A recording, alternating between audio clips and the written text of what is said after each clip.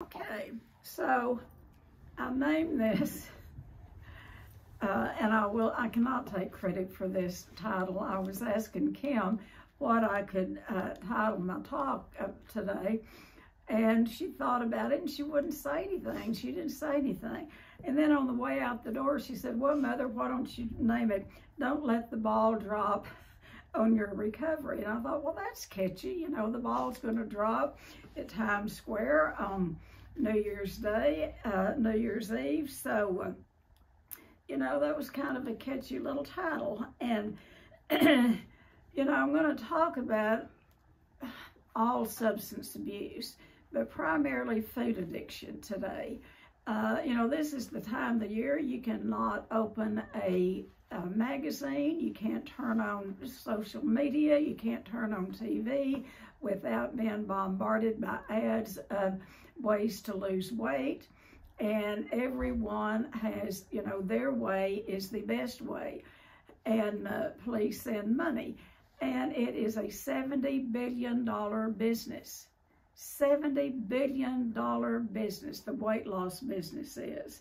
And so I thought we might talk about, you know, any holiday is hard for addicts or, you know, people with any form of substance abuse. So we're talking about all substance abuse with sort of a primary focus on the eating, because a lot of times people can get clean and sober. And by the way, my definition of sobriety. Now, Bradley, there you are. I thought you left us. My definition of sobriety is being sober in all addictions. Being sober in all addictions. And that includes process addictions. You know, process addictions are love and sex addiction, the gambling, the work addiction, internet addiction. It's anything that fires that brain, that pleasure part of the brain that we have as addicts. You know, I think all people have it, but I think it's kind of exaggerated in addicts because, you know, addiction is a brain and body chemistry disease. It's a disease. It is not a moral issue. It's not a sin. It is a disease. And it needs to be treated as serious as it is, because if we don't, you know, it's out to get us. You know, it's a progressive disease, it's chronic, and it's fatal left untreated. So I'm going to talk about how to stay, you know, around the New Year. I don't know if any of you go to New Year's Eve parties. We used to, when there was drinking, and, you know, we just leave the house and, you know, just gonna go out and have so much fun. And, you know, we'd go to dinner, and this was way before I ever drank, and we'd go to dinner, and my husband would play this game, and I knew not to play it, but I'd participate every time. But we'd go out to dinner with a bunch of friends and plan on going to a party later, you know, and he would say, now, I'll just order 2 drinks. And if I order more than 2, well, you just kind of tap me on my shin. Well, he'd drink, you know, 2, and then he'd order, and I was stupid enough to fall for it. I'd start kicking him on the shin, and then the more he drank, the more I kicked him, and he'd say, stop kicking me, and, you know, and then, you know, I would be the love of his life, and at the end of that dinner, he wanted to take the waitress home with him. So, you know, that's how our New Year's Eves would usually start, and, you know, we hadn't even got to the party yet, so I'd be mad and he'd be drunk. So I'm grateful, you know, I can say these things and laugh, but I'll tell you, it wasn't a laughing matter. I can tell you so many of those stories. And by the way, my husband, when he passed away, had 32 years of sobriety, and he gave me permission. He said, you can always talk about, you know, me, if it, you know, and my drinking or whatever when you talk, but just don't forget to sober me up. So I sobered him up for you. When he passed away, he had 32 years in AA, and he was a very faithful member to the fellowship. So I want to talk about how even addicts of any sort, alcoholics, drug addicts, and we see it all the time. We see it. They'll get clean and sober, and they'll be encouraged. They'll be encouraged to in the olden days, particularly, that's how they would help sober them up, is with anything with sugar in it, you know, and they would encourage them to eat a lot of sugar and to eat. But I'll tell you, the man who trained me in the field of alcoholism, Joe McQuaney up in Little Rock, Arkansas, one of the first things he told me, he said, feed your alcoholics healthy food. And he recommended very little sweets. And this was a man that was in the field of alcoholism and drug addiction. But he said, feed them healthy food, no junk food, 3 times a day. He said they need, because most of your addicts come in, alcoholics come in malnourished. Even if they have been eating, a lot of times they don't eat on a regular basis, or they don't eat the right kind of food. So actually what I'm talking about can cover any addiction. But I'm really focusing on those folks with eating disorders. And you know, for those that have any form of substance abuse, I don't care if you're brand new, if you're in treatment, if you've got 1 month, 2 months, or if you've got 20 years. There are certain times of the year that can be a trigger. And I think New Year's Eve, you know, we all have this big idea of, you know, I mean, I don't know, it's kind of built up to be, you know, everyone goes to Times Square, you watch it on TV or something. But anyway, it's just another day on the calendar. And that's how we need to look at it. And if you do celebrate, we celebrate. In fact, I started wearing one of my silly hats and blowing the horn things that we already have. But anyway, we celebrate, but it's a different type of celebration. We play games, and we play silly games till we laugh, till we nearly wet on ourselves. And, you know, that's family fun. Or we'll go over to Misty's and sing and dance and, you know, and have fun. And that's what sobriety and recovery and abstinence is all about. Okay, so New Year's Eve, New Year's Day is just like another day on the calendar, but prepare. Don't just, you know, don't go into it mindless. You know, use some mindfulness about any special occasion. And so one of the things I want to encourage you to do, I'm sure, I don't know if you do or not, but maybe you do have pen and paper in front of you. I know some of you take notes, but if you have pen and paper, if not, you could do this little exercise later. Those from Shades of Hope, I would encourage you to do this little exercise that I'm going to give you.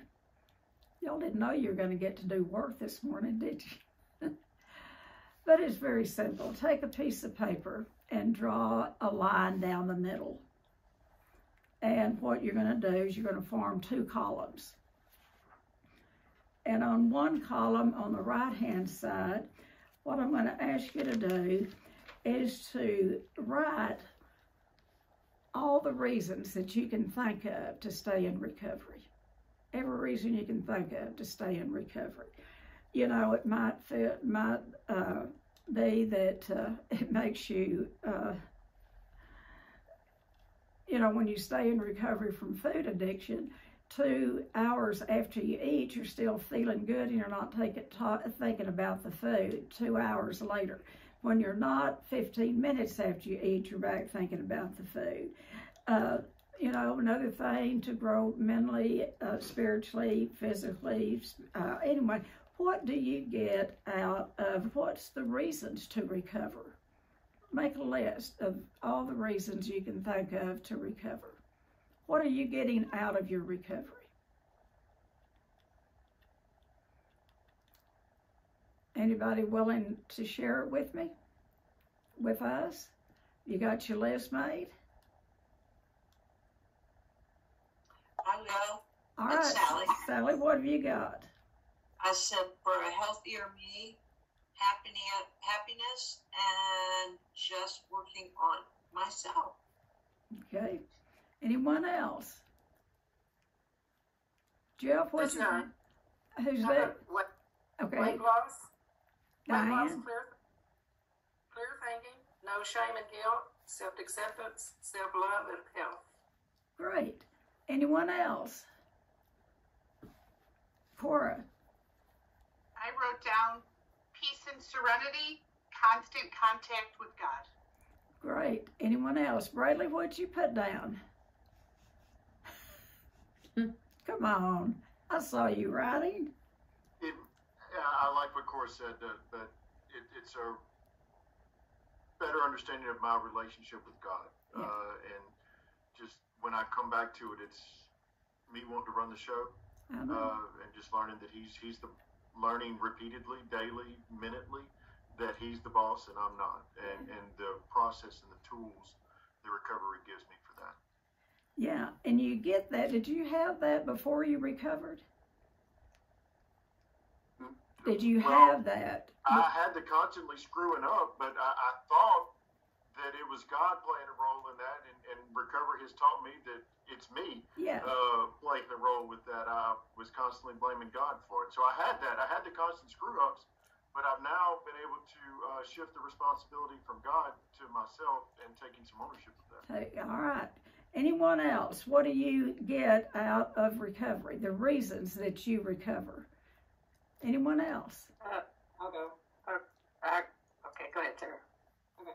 I got work, family, groups, connections, brain health, confidence, self-esteem rather than other esteem, and gift of the emotions. Great. All righty. Anyone?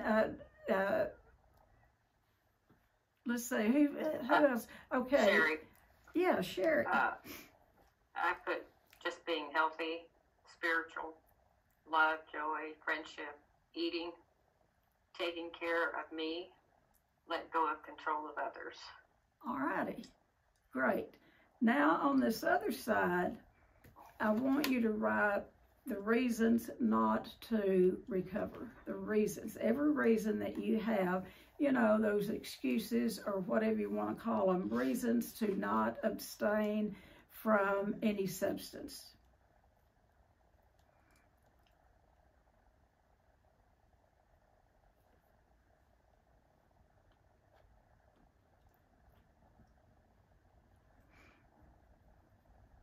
Tennie, I know this is your be the friend Sally, and my reasons not to recover is to continue to play the victim role. Okay. All right. So all of you to not play the victim. That's great. All righty. Some of the things I have is to, you know, the reason that we don't abstain is because we want to feel better right now, right this minute. And another thing is to satisfy the craving, to satisfy that mental obsession. You know, that's what addiction is, you know, that mental obsession is set up. And then we take a substance in our body and then that craving is set up. So that's the reason that we don't abstain, because we want to satisfy the craving. And then another thing is we think we can get away with it. You know, we get stupid sometimes. We think we can get away with it. And then we're mad at someone, you know, we're mad at our spouse or we're mad at our kids or, you know, somebody pulled out in front of us. It doesn't take much to give us an excuse to use. Or I'm scared, I'm lonely, I'm depressed.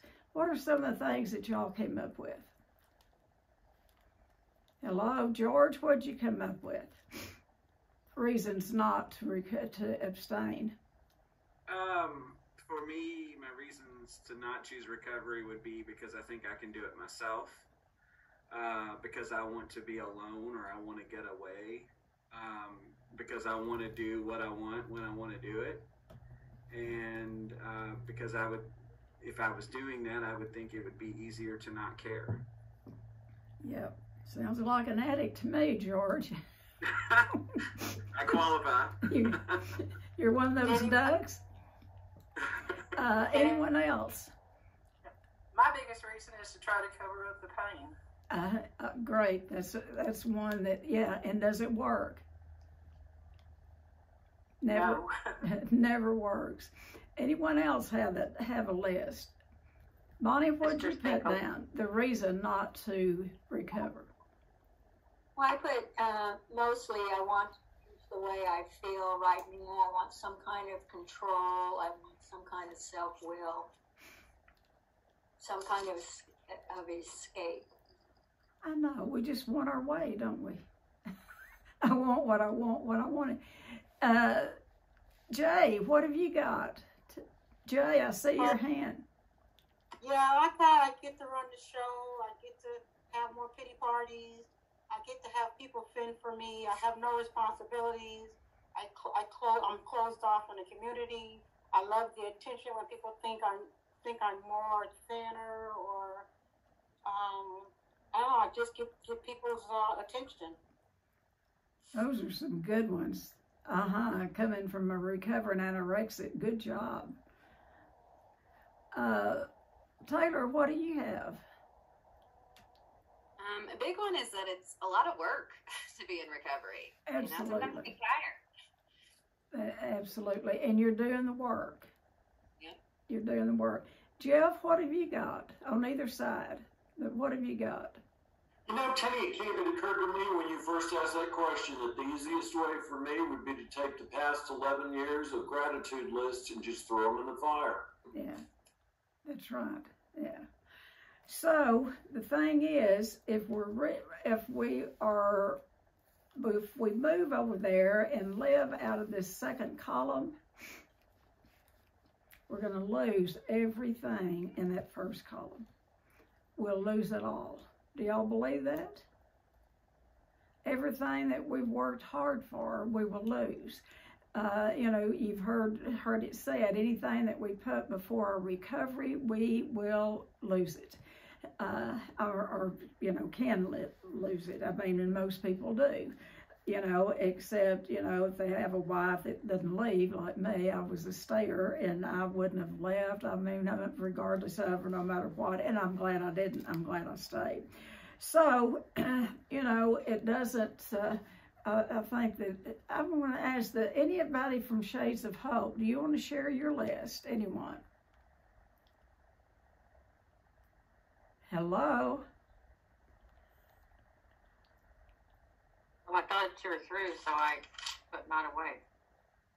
Oh, well, no, we're not through. Anyone want to share? I meant through the list.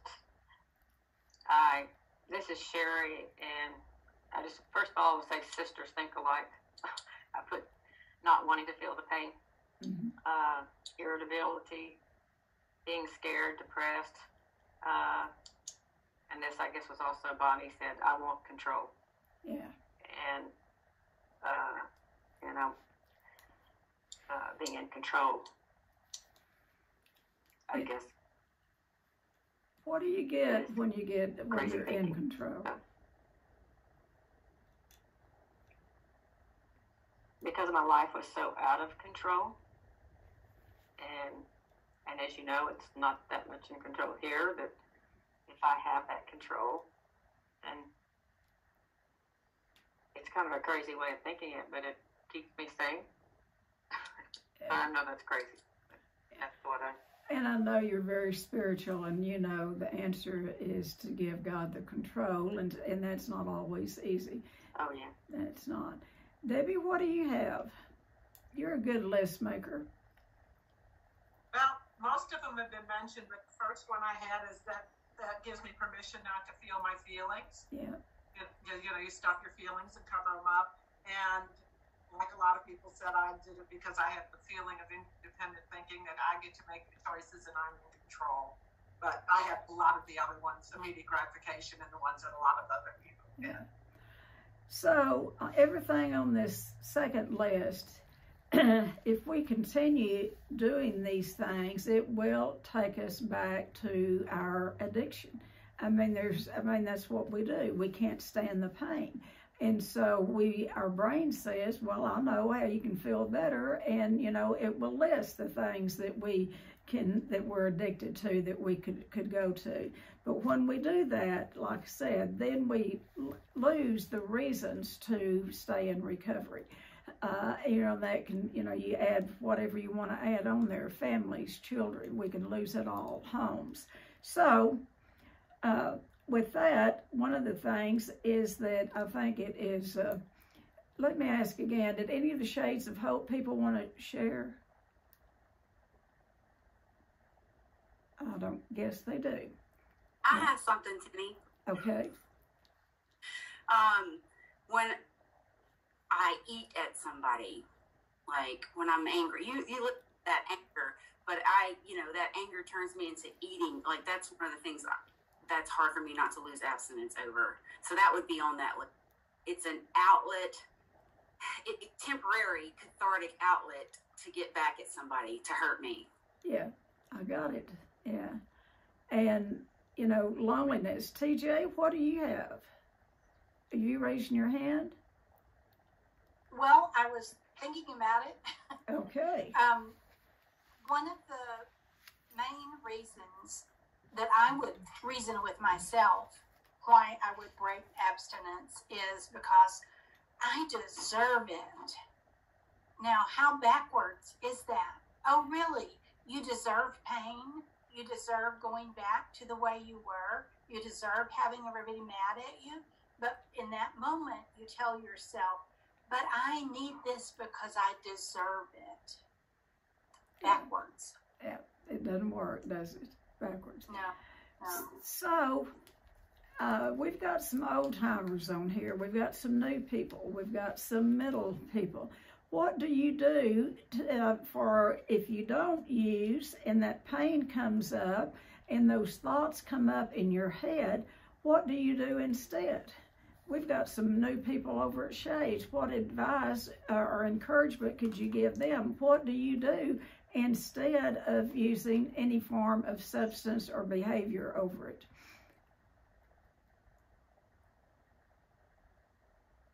Hello, old timers or people in recovery. I'm looking at a bunch of people in recovery right here. Meditate and journal and journaling. This Journaling? is getting to meetings and build you a tribe around you that you can rely on to help you during the bad times, that you can reach out and call, or they'll reach out and encourage you. Absolutely. Pick up the telephone. It's sometimes, it's the feels like it weighs 1,000 pounds, but in today's time, everyone's carrying around a phone. And so that's not such a big chore to get to a phone because you usually have one in your hand or in your pocket. Push the button, call someone, get to a meeting, go, do something for someone else. We know all of that. We know every bit of that. But what happens is in recovery, and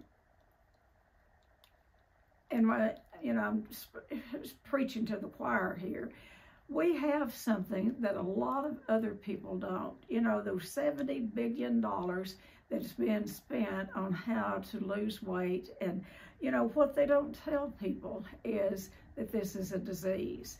They don't tell them that it is a mental and emotional disease, and the only recovery is having some form of a spiritual experience or a spiritual awakening. They don't tell them that it is, it's a problem about having a hole in the soul, and nothing can fill up that hole in the soul like having a spiritual experience or a spiritual experience. And how we do that, for those that are new or that have forgotten the solution, is those 12 steps. Sometimes I think that we, just say, well, the 12 steps, well, the 12 steps. That it is a powerful, powerful way to live. And what those 12 steps will do, we get on the path from step 1, and what you take those steps one at a time, and you take them with a sponsor, someone that has the same addiction that you have, that understands and that is in recovery. I'm very much opposed, but this is my opinion. You can do whatever you want to do. I'm very much opposed to therapists taking people through the steps. You do not pay for being taken through the steps. I will tell you at Shades of Hope, we introduce the steps. They're given lectures, but they are also given the opportunity and the assignment and the directive to find a sponsor. This is one person that is in recovery reaching out to someone else. It is, and that's how we stay in recovery, is helping someone else. So those 12 steps taken in order and with another person in the program will walk you up face to face with the God of your understanding. There is no, absolutely zero failure to it. You do not have to have a great big belief in God. You know, Bill W. was a master of the English language, and he said that for him to believe was to have a suspicion.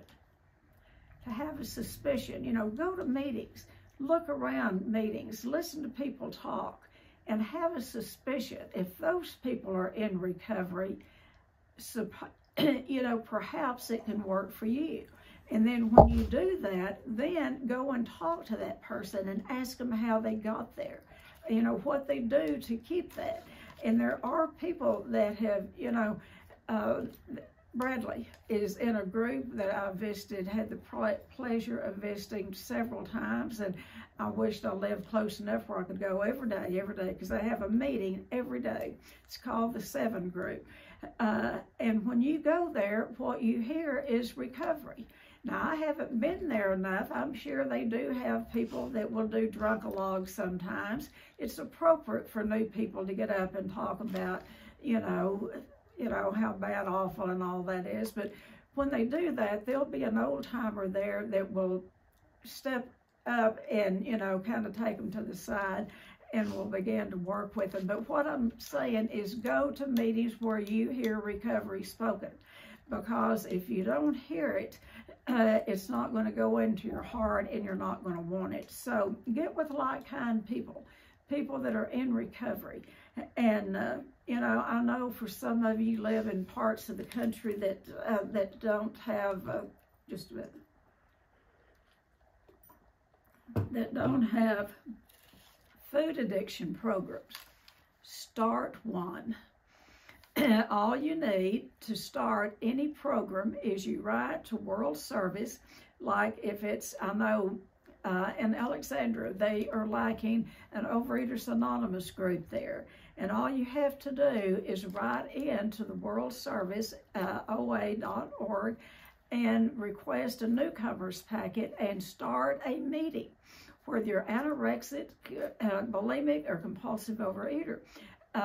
And all you need is what, you know, I've always heard is 2 people and a resentment and a coffee pot. You don't even need a coffee pot to start a meeting. Just have the willingness to recover. And, you know, when I came back from treatment 37 years ago, there were no meetings, 0 meetings in Abilene, Texas. We had them, and I'd helped start them, and I was a faithful member while dying of bulimia that I didn't know what bulimia was. And I wasn't honest about what I was doing with the food when I'd go to those meetings, because I felt crazy, and I knew if I said much about what I was doing, they would think I was crazy too. And so I kept it to myself. And one reason I kept it to myself is I had this strange thought that if I practiced bulimia, I could eat all I wanted, get rid of it, and lose weight. And I'll tell you, it doesn't work like that. It will catch up with you. So when I went to treatment, we were taking to meetings every day, wonderful meetings. And they're at LA, some of them 50, 100, 200 people. Came home to a town where there was not one recovering person or one meeting. And I knew that I had to get with like-kind. And this doesn't make me wonderful. It makes me willing to recover. And when you're willing to recover, you will go to any lengths to. I don't have a lot of patience with people that say, well, I don't have time to go to meetings. Well, I have kids. Well, I have a job. Well, yeah, but you found time to practice an addiction while you still had a job and kids and all of that. So figure up all that time that you have practiced an addiction and put that on going to meetings. And there's really not any excuse today, because there's good meetings on Zoom. You can get a meeting anytime, 24 hours a day, really. But anyway, when I knew that I had to go to meetings. I had to go to meetings.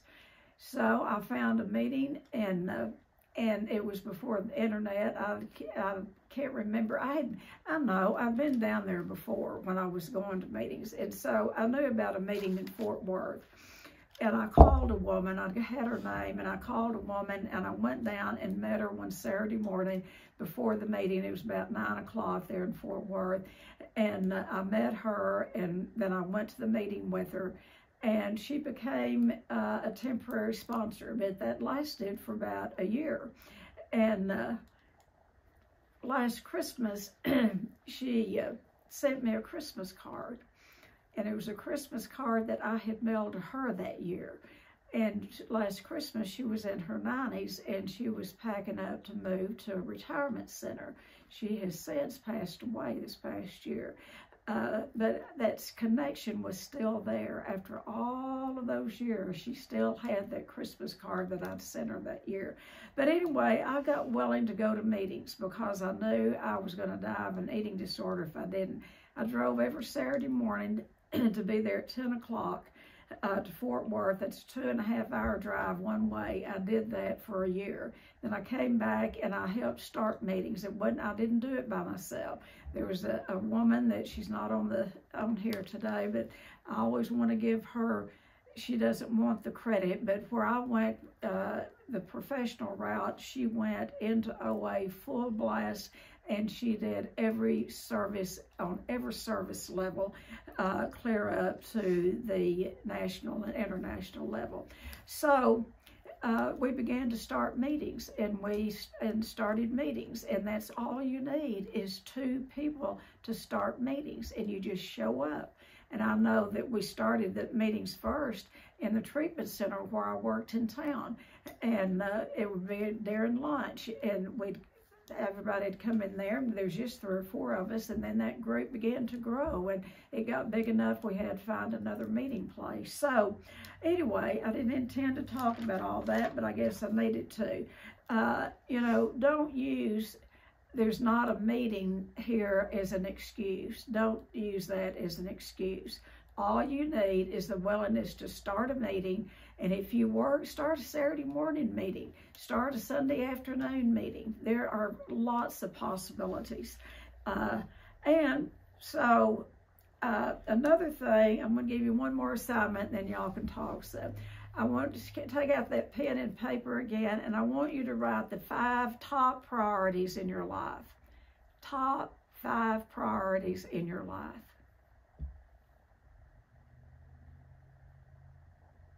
Raise your hand when you've got them. The top 5 priorities in your life.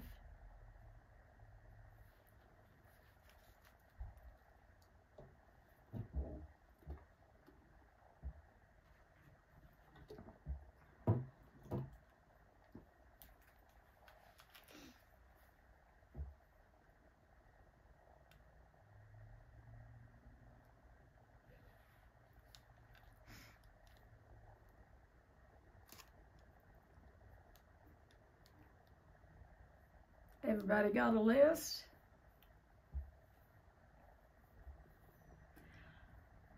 I want to give you a little hint. If recovery is not number 1, if your recovery is not the number 1 priority, you stand to lose everything below number 1.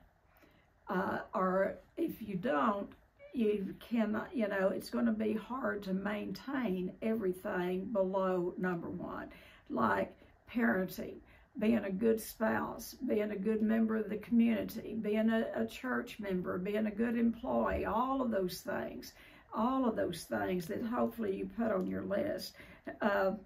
You may not lose all of them, but you're not going to be able to be present, because when the food or when the alcohol or sex addiction, love addiction, whatever our addiction is, if that comes before the other 4 things on your list, you stand a good chance of losing them.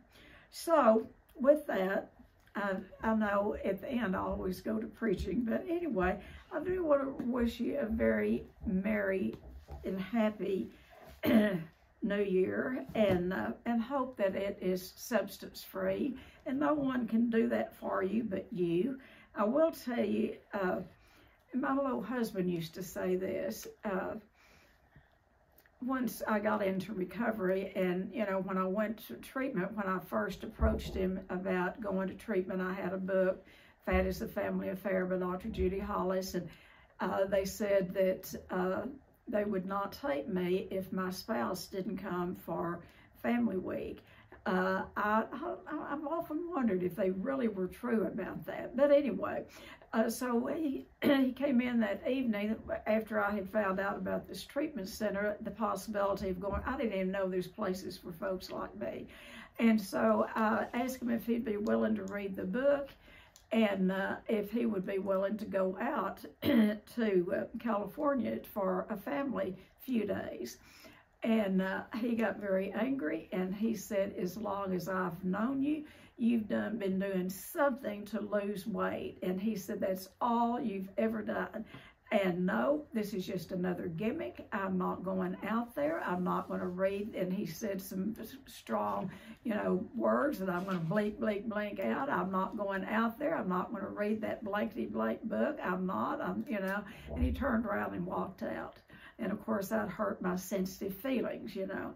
But anyway, long story short, he came back that night from work, and he came in, you know, he had he just had a couple of years sobriety. And he came back, and I'm sure he'd gone and talked to his sponsor. I don't know. But anyway, he came back in, and he made amends, and he asked me for the book. And he said that I had supported him the whole time that we had been married, and that I had supported him in his recovery.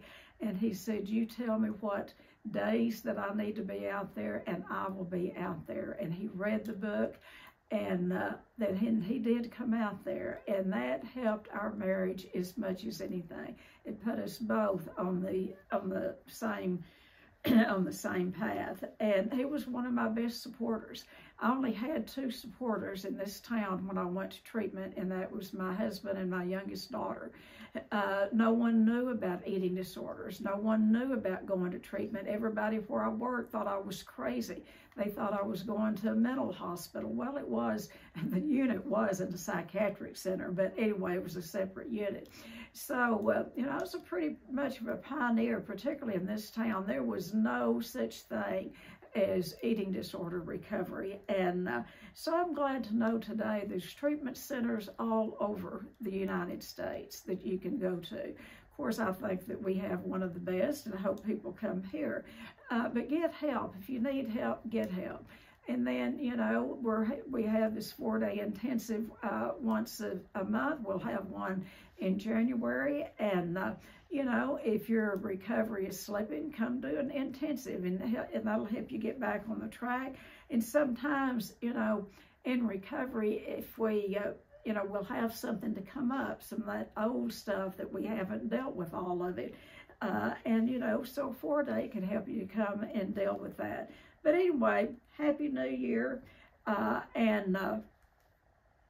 You know, how you stay happy throughout the year is one day at a time in recovery. So I want to give you a little menu, and for those of you in, you know, of course I'm Southern, you know, in Texas, and so for those of you that this needs a meal plan, that if you need a meal plan for tomorrow, this will be a very good one. And it will also, you know, there's a superstition about it. Y'all all know what it is to eat black-eyed peas on New Year's. And then some people say to eat cabbage. So the menu for tomorrow is black-eyed peas, that's your starch, and then cabbage, that would be your vegetable, and then some sliced, maybe get one of those, that's what I'm going to do. I'm going to get a ham steak and cut that up and cook that, and then have a salad, and then I'm going to cook some gluten-free cornbread. So there's your menu for tomorrow. If you want, not tomorrow, but New Year's Day. And then hopefully, and I don't know that, I was reading somewhere the other day that recovery is 1 part luck and 9 parts action. And I think that that's probably true in anything that we do. 1 part is luck and 9 part action. So New Year's Day, you have your New Year's Day menu, and hope you have a happy new year, and I'm going to open it up to all of y'all. And so who would like to talk? I see Natalie on here, and would you want to share anything with us?